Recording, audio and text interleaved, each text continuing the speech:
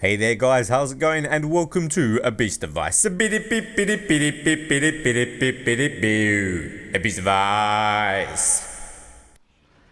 Hey there people, how's it going? Welcome to another episode of Beast of Vice. I haven't done one of these for a couple of weeks. This one is on a Saturday, which is a bit strange because these are normally on a Wednesday, but I didn't have time this Wednesday, and I didn't actually have any questions either, I don't think. So first of all, the gameplay is from some people on Twitter who sent me their gameplay, but it was a few days ago now, so I can't actually remember who it was, but it's some nice Moabs for you to watch. If you're one of the people who sent in this gameplay, just let me know on Twitter, and I'll give you a little link or something if you like that in the description. So Beast Advice is where I give basically advice. It's pretty self-explanatory. I do sometimes do Ask JXs where I answer just loads of questions you guys fire at me, but I do try to give some advice because I'm probably a bit older than 90% of you. Well, I know that from my looking into my demographics on my channel, and I've been through quite a lot of experiences, so I might have some cool opinions I can give you and things you might learn from if you need some advice. So anyway, let's get on with the questions. First of all, we have iPod Ceiling, who written and said, how do you relieve boredom? It's summer, obviously, and since I'm off school, I need some stuff to do. I go out and play games and whatever, but that can all get repetitive or boring very quickly. Since you don't have a typical job, what are kind of things you have found to relieve yourself of boredom when you're not video making? Well, let's get one thing straight. I am always working, but that's besides the point. Boredom.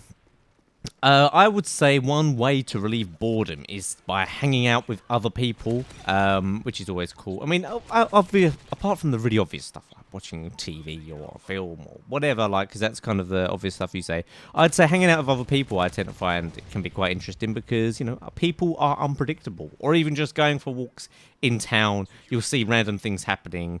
It will just, you know, it might be interesting, might end up a bit boring, but hanging out with other people is a good way of relieving boredom, I find. On to the next question. This is not a piece of advice. This guy has asked a question, so this is the wrong time to do it, but I'm going to answer it anyway because I haven't got many questions this week. It says, what PC specs should I get for standard gaming setup? I suppose that's advice. Standard gaming setup, I honestly do not know. Look it up. Look up, you know, Google, the internet, you know, it's very good. I'm not all knowledgeable about PC gaming and what is exactly the best rig out there. All I know is when I go to buy one, I do my research on what's available for my price range, what kind of performance I'm going to get, and I base it based off of that research. I don't know, you know, tons and tons about gaming PCs and whatever. I just do, you know, I look it up for myself. I suggest that's what you do because any advice I give you is only going to be relevant to pretty much when I bought my PC a little while ago. So spend a little bit of money would be one piece of advice I'd say. Spend as much as you can afford. It pays off in the long run. It's something you use every day. So, yeah, just use Google. Do some research, see what's out there, bro. Okay, this guy says, I usually like the irregular guns like you. I'm presuming he's talking about Modern Warfare 3. Because it's fun. But whenever I do, but whenever I do, I either do awful or die on an amazing streak. This leads to excessive raging, and I want to know how I can improve my game. I'm getting some PX21 soon because my Triton's broke. Thanks. How can you improve your game? Well, I would suggest not playing the game. Might be something fun that you might enjoy, and might stop the excessive raging. I know how you feel. As you can imagine, getting all of the guns gold camo, some of the guns are crap, and now especially when I'm using the secondaries, it can be really annoying, especially now the game is getting a little bit old. I would suggest playing another game, to be honest. I really would, because there's only so much Call of Duty you can play without getting Call of Duty fatigue. And, you know, if you're raging at the game, it's a problem with the game, really, because there's a lot of games you can play for a long, long time, and they don't make you rage. You might get bored of them, but they don't make you rage. So maybe think about what it is that's making you rage about it. Maybe just accept the fact that, you know, you're going to take deaths and you're not going to do perfect every time, and that might help your rage. I don't know. Next question from Harley is Badman. Incredible name. I'm 14 and other people at school laugh at me because I'm a bit overweight. I don't think they realise how much it upsets me, so I've been looking at gaining muscle to impress girls and hope it stops everyone taking the piss. What's the best way to gain muscle for a boy of my age? P.S. Feel free to say my name. Well, Harry is Badman. I think I said Harley. Harry is Badman. I would suggest losing the weight, first of all. That's the key. And I would say don't go for just muscles, because then you're just going to be still quite kind of chubby with big muscles. I've been there, bro. You don't want to do it. I would say lose the weight by playing sports. Sports is the best thing when you're young as well. You're normally at school, and like you can play sports at lunch, and there's lots of sports at school, and lots of other people want to play sports. When you get a bit older, it's kind of becomes more difficult to actually get involved in sport. It takes a lot more effort. So while you're at school, take advantage of that. And you've got lots of energy when you're a kid. I know you might be a bit overweight, it might seem hard at first, but only after a couple of weeks of a bit more physical exercise than what you're used to now, you'll start losing that weight. And when you're that age, it's probably what they call puppy fat, which is really easy to lose compared to the kind of fat that you get when you're like past puberty. Not saying you're not past I don't know if you're past puberty or what, but when you get older, 18, 19 plus, and then you've got weight, it just becomes like a lot more solid, and that is a lot harder to lose that fat than it is to lose like the light kind of puppy fat that you have as a kid. That stuff just literally comes off so easy. So make the most of your ability to lose your weight now, because you don't want to be... I mean, maybe you might go on a bit of a growth spurt as well. I don't know how tall you are now, or how long you've got to keep growing. But some guys keep growing until they're like 19, 20 in terms of height and everything. So maybe you'll just lose the weight, but take advantage of your energy you've got. The fact that it's never going to be easier than it is now to lose the weight. So go for it. Make the choice now and, you know, live the rest of your adult life as a slim person, because it's a lot harder to lose the weight when you're an adult. Trust me. Irashan says, what's your views on steroids? My views is personally, I mean, I've been offered steroids and things before, and I've known some of my friends who have taken them, because I used to be a bit like of a gym head. Still am, really, but I don't actually go to the gym.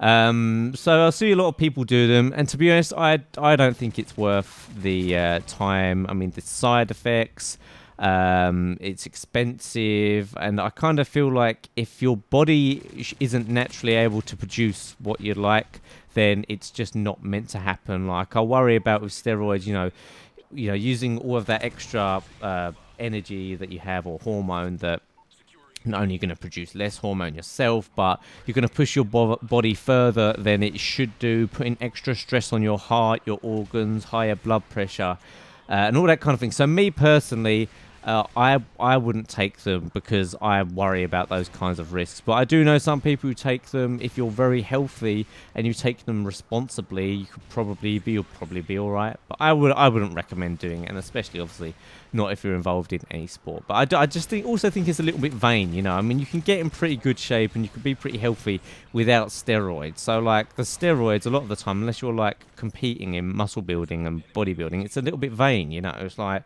oh, I must have super mega, you know, massive bulging biceps so that I look good. You know, you don't need all that to look good. You just need to be healthy, and you know, you can still be strong and all that kind of stuff without steroids. So they're not needed.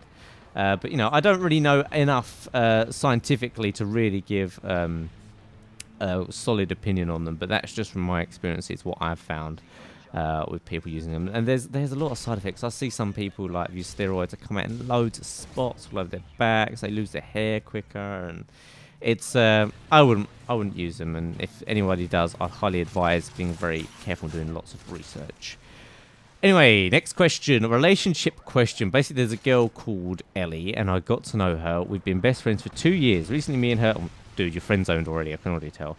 Recently, me and her developed a thing. We got together here and there, but one night, there was this other guy. They got off, and then we did.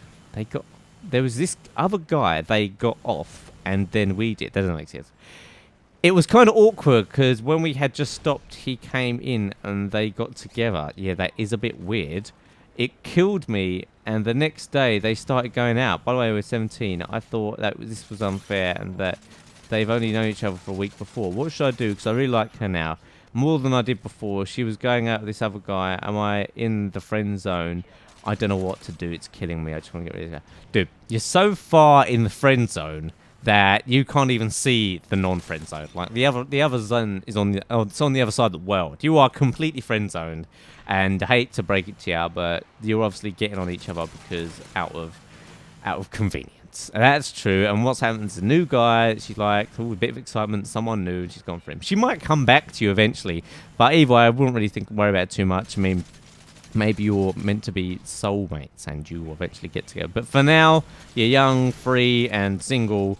and you kind of just friend zoned, and that's just the way it's going to be. So I would try and move on and find new girls in terms of girls to get with. I mean, sure, you can keep her as a friend, why not? But yeah, I wouldn't really try and push the issue too much, because the fact that she's just decided to snog some guy in front of you shows she's not really in love with you or anything like that. So why should you give her the time of day? Be a beast, don't be a scream. Next, hey Jay, for £1 million, would you stick a toothpick under your toenail and kick a wall? I most certainly would not. £1 million would probably go quite quickly, and my poor toe, I wouldn't do that to my poor toe. I just would not. I mean, £100 million. Now maybe you're talking. I mean, I know no one would give that kind of money to do that, but even then, man, I don't. Oh god, just the thought of it. That's like one of the worst pains.